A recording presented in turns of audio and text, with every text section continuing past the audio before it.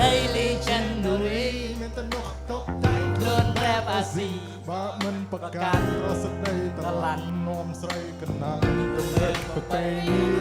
មកទាំងបោះជិញពីកែងជាមួយនឹង style ស្រុកគេបងនេះមិន style ទៅអង្គសប្បាយ stay with me tonight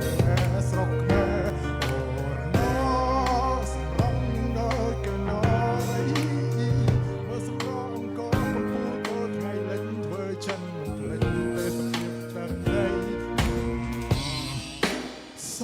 សាច់នរំសុខក្នុងរមនីក្រឡែកទៅមើលតែសម្ភារសម្រស់ស្រស់សភាទាំងដីអច្ឆរិយៈមកជឿជាងមានសង្ឃឹមសាជាថ្មីកំណំកំអតីតកាលកំដាដល់ចំនួនយុវវ័យអូណាយដូចជាណាយមកសប្បាយក្អាកក្អាយបងស្រុកខ្មែរជាទឹកដីកំណើតឆាតឆាយស្រុកលេសាប៊ីឡូហិបហបស្រុកខ្មែរជំរុញឲ្យមានក្តីស្រមៃផ្លូវវែងនឹងឡាយបំបែកយកកែសម័យថាមកពលវិញ្ញាណចាំងជឹងពេជ្រចរណៃបងជាកវីដែលមិនទាន់មានកម្រៃឆ្នៃដូនអន្តរខ្ចីកំណាប់ពីបុព្វេមានក្តីស្រមៃមួយដ៏ធំនេះគឺជាខ្ញុំនៅតែខ្ញុំខកពីគេ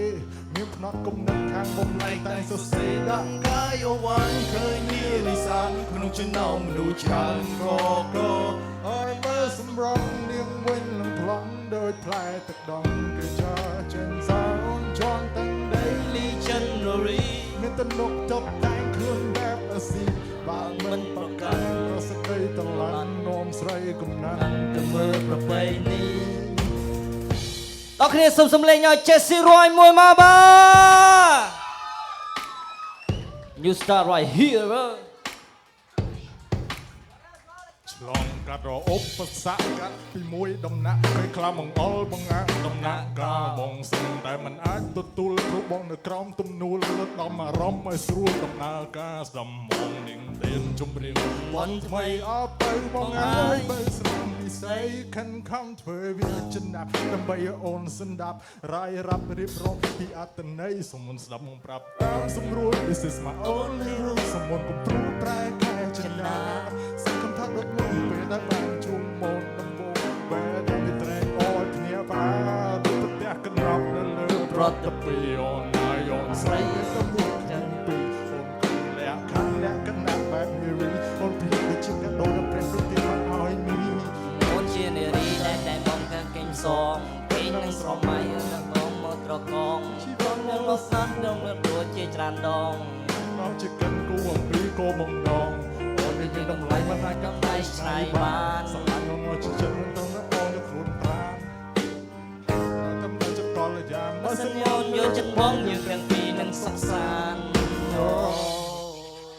ដាក់កាយវ៉ាន់ឃើញនាងនិសានក្នុងចំណោមមនុស្សច្រើនកកអូនមើលសម្រងនាងវិញនឹងថ្លង់ដោយផ្លែទឹកដងចាចិនសោនជន់ទាំង Daily January មានទំនុកតុបតែងខ្លួនបែបអាស៊ីបាក់មិនប្រកាន់ប្រសិទ្ធិតឡាន់នំស្រីកំណាន់ទៅមើលប្រពៃណីបាត់បរៈបរៈបាត់